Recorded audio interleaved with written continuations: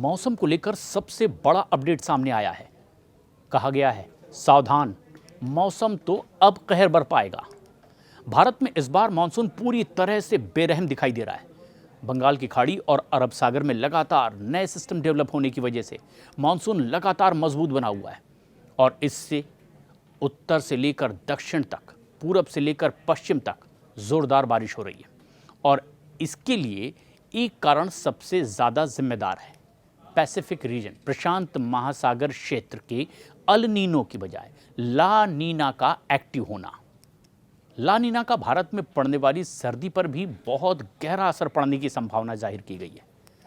America के national oceanic and atmosphere administration यानी ला नीना के प्रभावी रहने का पूर्वानुमान जारी किया है और इससे इंडोनेशिया से लेकर के लैटिन अमेरिका तक के क्षेत्र पर बहुत ज़्यादा असर पड़ने की उम्मीद जाहिर की गई है। इंडियन सब कॉन्टिनेंट पर भी इसका बहुत ज़बरदस्त असर पड़ने की उम्मीद है और इस तरह भारत में इस बार कड़ाके की ठंड पड़ने की संभावना जाहिर की गई है। सितंबर से नवंबर के बीच में ला नीना डेवलप होने की उम्मीद है और करीब 53% इसकी उम्मीद की जा रही है, जबकि इस साल के आखिर तक ये संभावना 58% तक भी पहुंच सकती है। एक बार शुरू होने पर यह क्लाइमेट पैटर्न सर्दियों के ज़्यादातर समय तक सक्रिय रहता है और फिर शुरुआती वसंत तक के इसका असर बना रहता है। ला नीना एक प्राकृतिक जलवायु प्रणाली है जिसमें कि भूमध्य रेखीय प्रशांत महासागर का पानी सामान्य से ज़्यादा ठंडा हो जाता है और फिर इसका असर ऊपरी वायुमंडलीय पैटर्न पर भी पड़ता है, जो कि वैश्विक मौसम को सीधे प्रभावित करता है। और इसके विपरीत एल नीनो के दौरान महासागर का पानी सामान्य से ज़्यादा गर्म होने लगता है और दोनों ही स्थितियों में उत्तरी गोलार्ध की सर्दियों में सबसे ज़्यादा असर पड़ता है।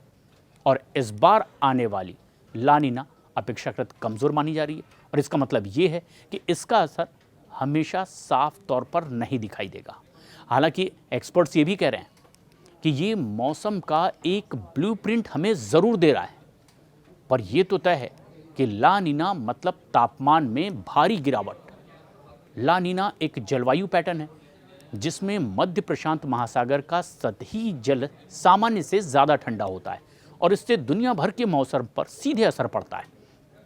वैसे ये आमतौर पर भारत में तेज़ मानसून और भारी बारिश भी लाता है, जबकि अफ्रीका और दक्षिण अमेरिका के कुछ हिस्सों में तो सूखे की वजह बन जाता है और ये वैश्विक तापमान को और ज़्यादा ठंडा करता है।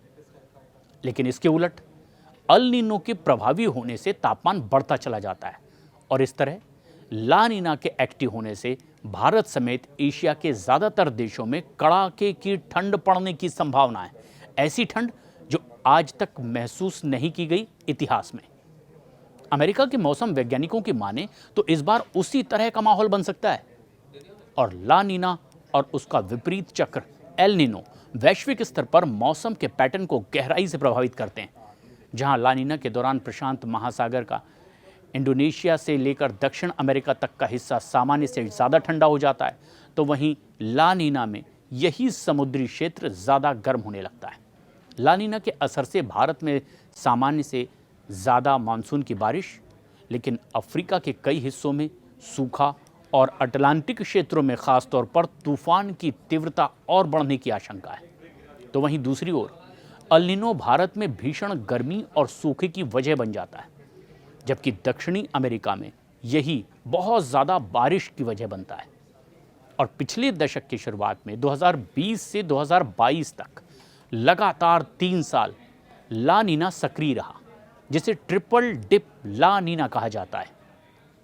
इसके बाद 2023 में अल नीनो ने दस्तक दी और वैज्ञानिक ये मानते हैं कि जलवायु परिवर्तन के चलते अब ला नीना और अल नीनो जैसी घटनाएं और ज़्यादा बार ज़्यादा तीव्रता के साथ हो सकती है। तो सावधान रहें, मौसम आगे बहुत कहर बरपाएगा।